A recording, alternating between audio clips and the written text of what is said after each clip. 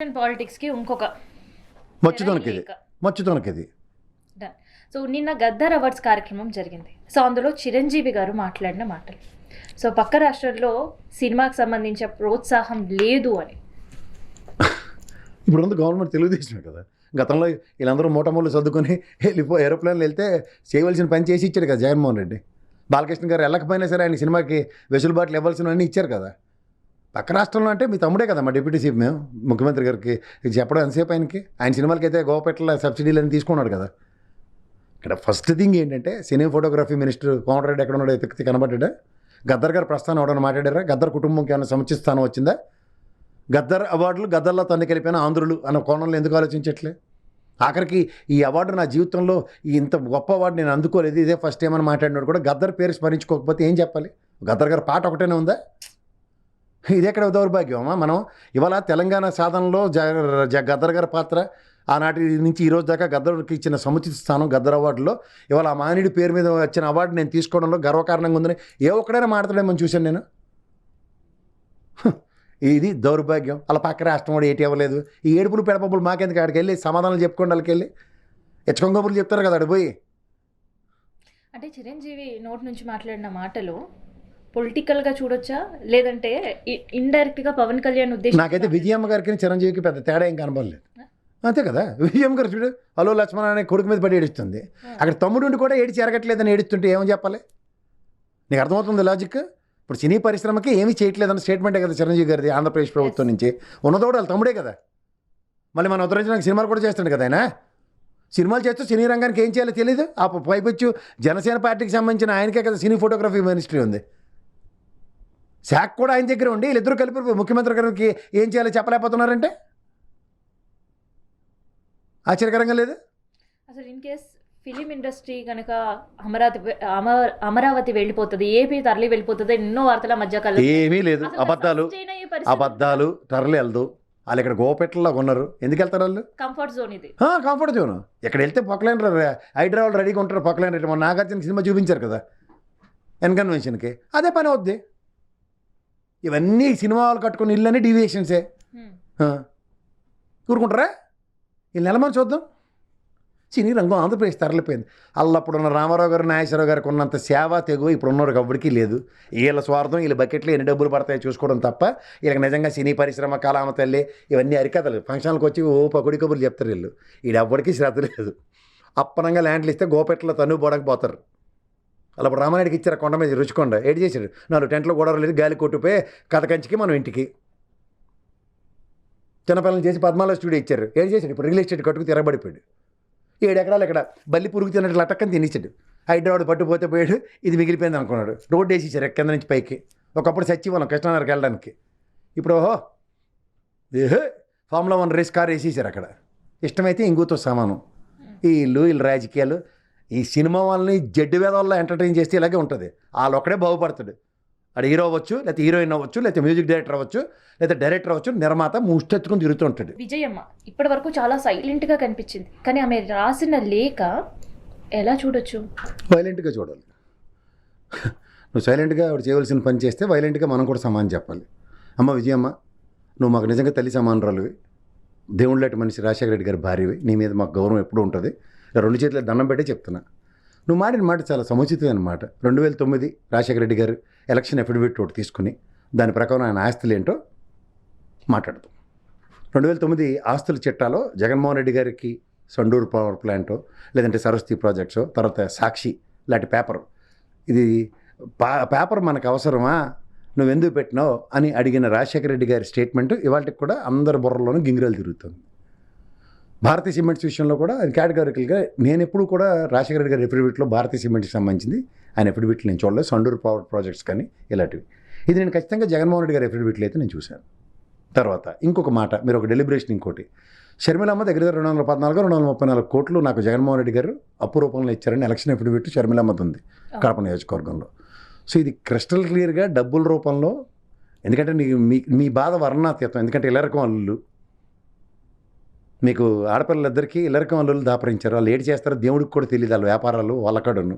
అంచేత విజయమ్మ చెప్పినట్టే చెప్తున్నారు ఏంటి సార్? ఏంటమ్మా? కూడా విజయమ్మ చెప్పినట్టే లేఖలో చెప్తున్నారు కదా, ఆస్తి పంపకాల విషయం ఆ దేవుడికి తెలియాలి, నా కొడుకుకి తెలియాలి అని.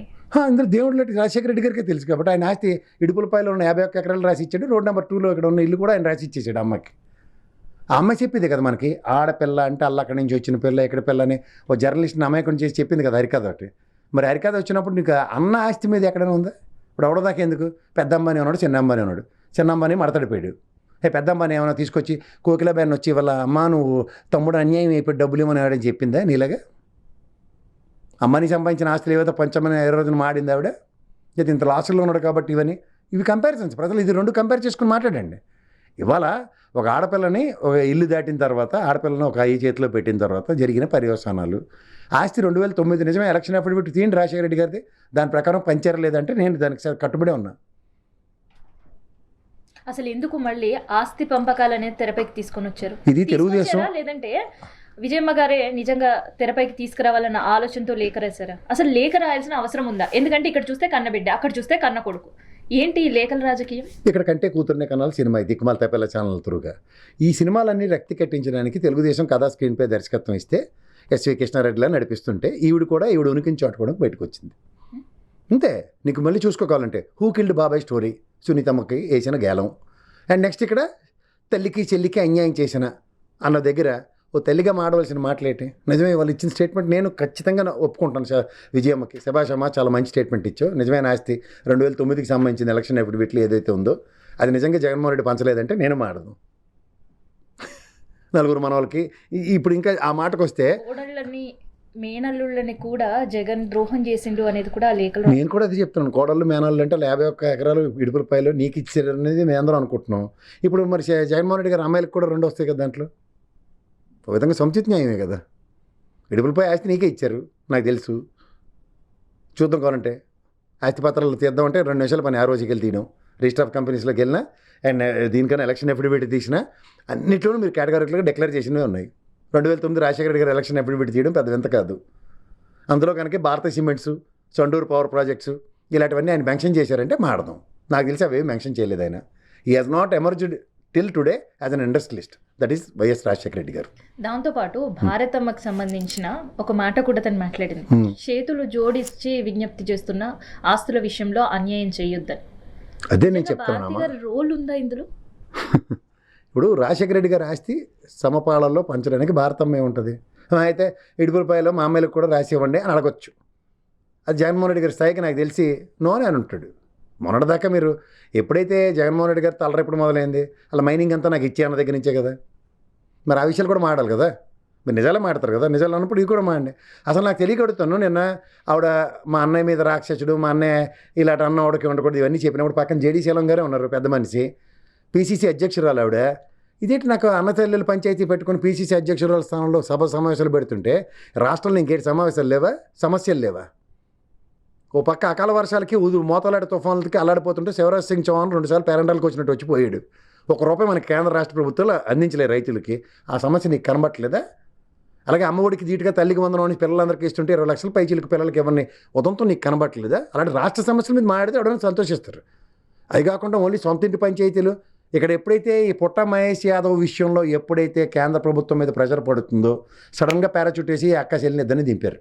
ఓ పక్క మొన్న 11వ తారీఖు వెరిడిక్ట్ వాళ్ళ ఇది సునీతమ్మది మొహం మీద ప్యానెల్ జిల్లినట్టు ఇచ్చారు. అన్ని కేసులు కొట్టి అవతల ఇసిరేసి వాళ్ళ వెరిడిక్ట్ కూడా ఇచ్చారు. నీకు ఇస్తాను, అది వెనకాల డిస్ప్లే చేయి.